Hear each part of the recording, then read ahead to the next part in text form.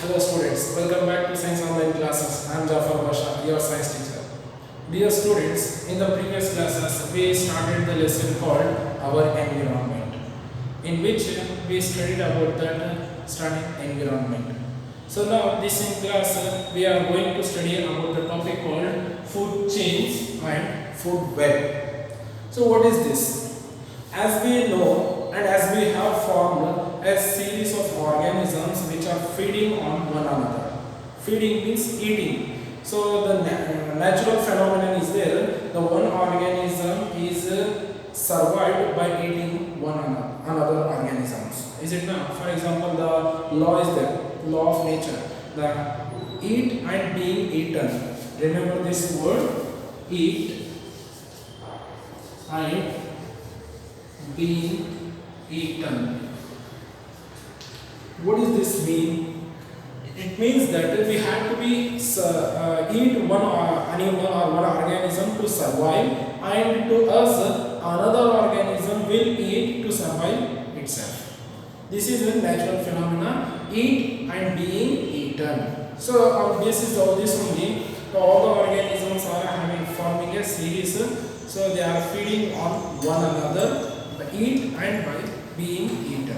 Understand? So a series, let me see, a series of organisms taking part at various biotic levels form a food chain. What is food chain? You can highlight the definition.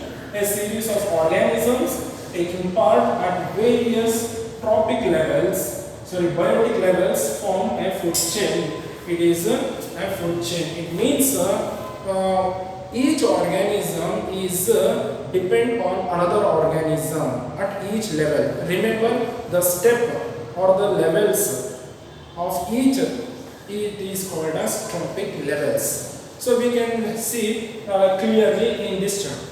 Okay. So you can see that one, that each level or each step is called as trophic levels. So in these trophic levels, the first will occupied by the producers. Producers means the organisms which can able to produce their own food with the help of a green pigment called chlorophyll. Understood? So as we know that one, they occupied by green plants. Is it not?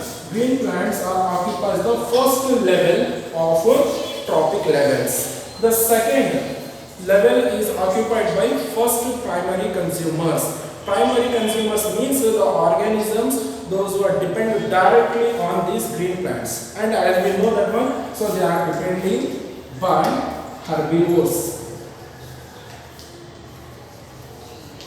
The herbivores are depend on green plants, so that the herbivores takes that for primary consumers. Then these are occupied by secondary consumers. They are called as small carnivores.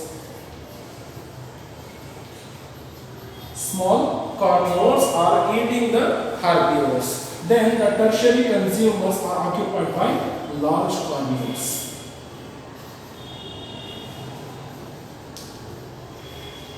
So like this, each organism is eat and being eaten phenomenon is fulfilled. Okay, let me see in details with the help of video.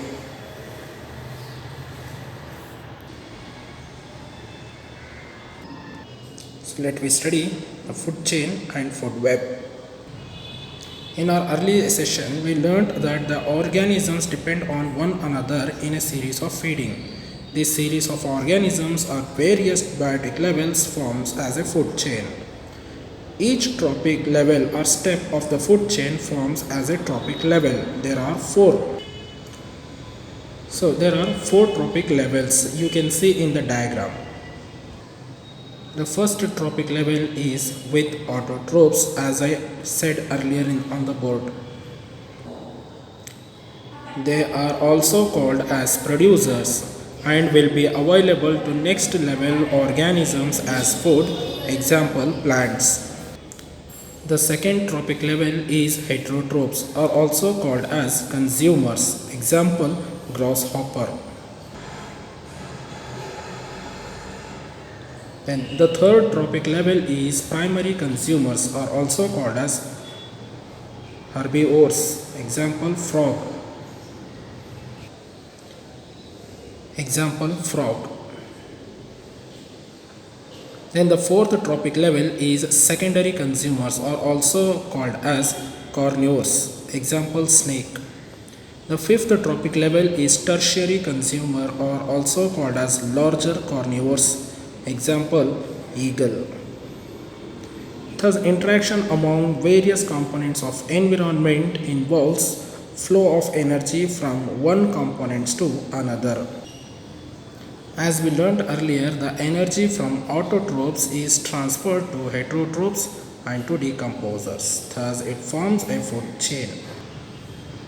So, you can see easily in that picture, the grass is eaten by the herbivores, grasshopper, frog, then it will eat by snake, then it will be eat by eagle, and these organisms are decomposing by decomposers such as fungi. As we learnt in our previous chapter, source of energy, when the energy changes from one form to another form, some energy is lost which cannot be used. For example, the green plants on earth capture 1% of energy from sunlight and converts into food energy. When the green plants are eaten by primary consumers, some energy is lost to environment.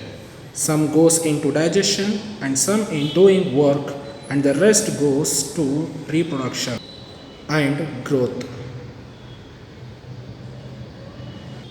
An average 10% of energy from food will be available for next level of consumers.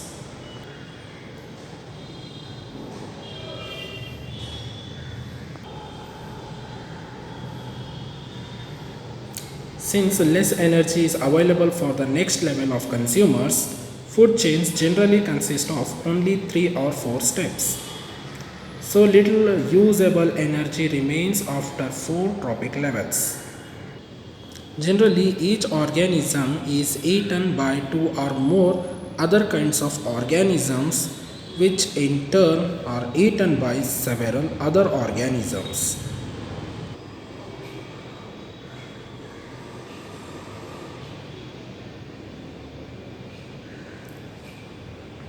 Hence, the relationship of food chain are shown as a series of branching lines called a food web. Thus, from the energy flow diagram, we can find the flow of energy is unidirectional. The energy that is captured by the autotrophs does not go back to the solar input, and the energy which passes to the herbivores does not come back to autotrophs. So you can see that one energy flow diagram easily. So this is all about that the food chain and food web, how the organisms are interdependent on each other by the natural formula called as eat and being eaten. So hope you understand. In our next class we will continue to the lesson. Thank you, one and all.